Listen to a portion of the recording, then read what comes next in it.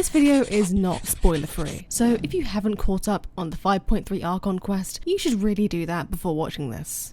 Are they gone? Okay. Stop saying he won't be playable. He will be. This isn't like Senora. And I'm gonna give you a few reasons why. And don't worry, this video won't be me incoherently rambling. Let's talk about some in-game proof that Capitano will be playable at some points. Ready? Let's go.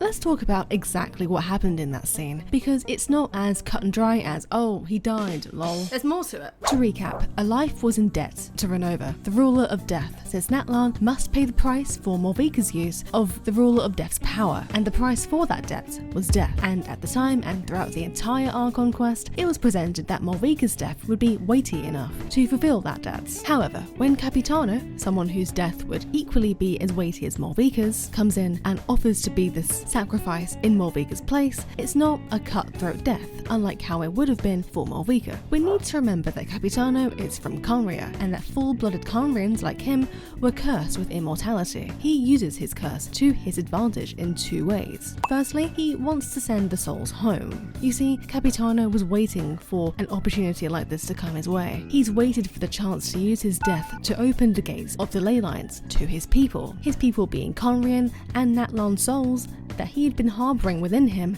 since the Cataclysm 500 years ago. In essence, he wanted to send them home, and since the ley lines weren't accepting them, similar to the scene where the Traveller, Shlonen and Zinali were dealing with the lost souls, Capitano wanted to merge his existence with the Lord of the Knights to become a master of the ley lines, letting these souls go home, and therefore changing the rules entirely. In addition to this, his proposal also aims to challenge the authority of the ruler of death, which is the second way he uses his immortality curse to his advantage. He wants revenge for having the curse of immortality being bestowed on not just him, but also all of the innocent people of Conria, since it was the 5 sinners who did wrong by exploiting abyssal power, not the entire nation of people themselves. He feels hatred towards the ruler of death for this unjust treatment. So, and here's where things get a bit complex and fuzzy. So, if the captain sacrifices his life to the Lord of the Night, the ruler of death will get the death that is owed. But because the captain is immortal and is cursed with immortality, it would negate the death that the ruler of death truly wants. This is because if both rules, the rules being the curse of immortality and the death that is owed, coexist alongside one another, it would cause a paradox that would interrupt the natural order of debates. So the captain's revenge is to get the ruler of death to forsake one of her rules, or else the paradox would be triggered. Ronova says that the curse of immortality must stand, and that Capitano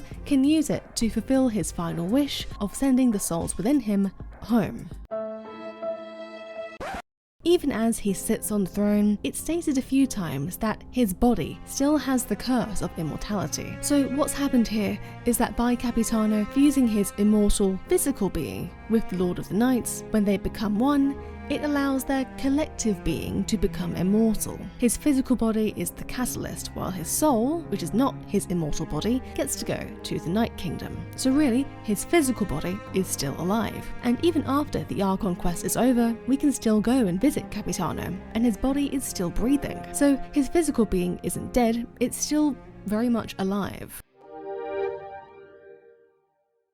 Considering how hyped Capitano was and still is, it's totally possible for Hoyoverse to bring back Capitano if they wanted to make a few billion, give or take. Even though Auroron says that the captain's body will likely never be able to move from the throne, there are still ways that Capitano could be brought back as a playable character, since his body isn't dead and will never be dead. Like, and here's a big copium warning, What if one of the Harbingers tries to clone the captain? Genshin has consistently played around with the concept of clones over the years, the biggest examples in the game being the twins, A and Raiden, Nahida and Rukkhadevata, and Farina and Focalors. The captain is number 1 of the Fatui Harbingers. He's a pretty important figure for the Fatui, and no doubt for the Tsaritsa as well. And do you really think they'll just sit around as they lose another one of their Harbingers? No one could do anything for Senora because she was literally reduced to ash. Even if they wanted to clone her and bring her back, there was nothing to clone. But it's different for Capitano, since his body is still intact and it's immortal.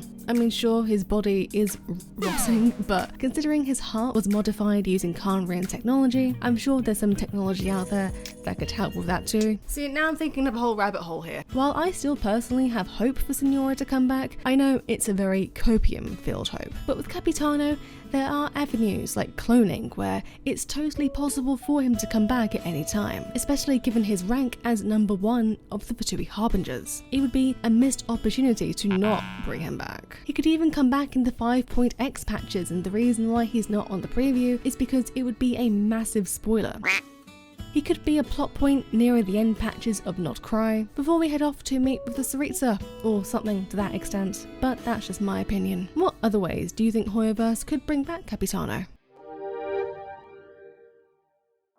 There are a few in-game assets that we've seen in the game itself that mainly playable characters have that Capitano has. For instance, in the 5.1 Archon quest while the war takes place, we can see a little Capitano headshot, which looks very similar to the one that all the playable characters have. It kind of reminds me of when we saw this Arlecchino headshot back in the Fontaine Archon quest, back when people were speculating whether or not she would be playable or not. And I was crazy enough to save for her. Thank God she didn't die. Capitano's not dead. Yeah, but I miss him. It's a weird form of grief, isn't it? Another thing that points towards his potential playability is the fact that Capitano has his own emote. Again, it's usually the case that only playable characters get in-game chibi stickers. Could this be another playable Capitano hint? Again, Genshin came out with Arlecchino emote way before she became playable, which gave Arlecchino savers the copium that we needed to continue saving Primogems for her.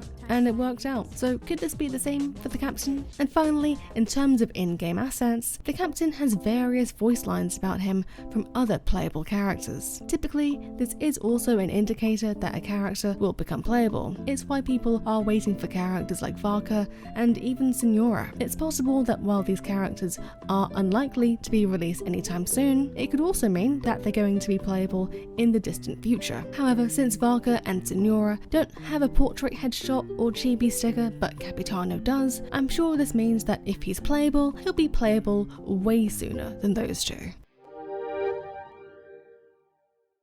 And finally, as a quick last point, on Genshin's YouTube channel, they released a whole animation dedicated to Capitano. Now, it could be just taken as a tribute video, in tribute to number 1 of the Fatui Harbingers, but that's still a lot of work and commitment for a character who's supposedly meant to be unplayable. Like, come on. Could this be like a little hint from Hoyoverse that he is going to be coming back, since they're willing to put in that much work for him? As a Capitano saver, I'm using this, as well as all the other clues I've mentioned in this video, to always have as close to 90 wishes as possible saved up at all times, in case one day we get the news that he's been drip marketed and that he'll be playable. But yeah, that's it from me. That's my little copium-filled take on playable Capitano. What are your thoughts on Capitano and his playability? Thanks for watching. Follow my Instagram, follow my Twitch, join the Discord, and comment this bird emoji.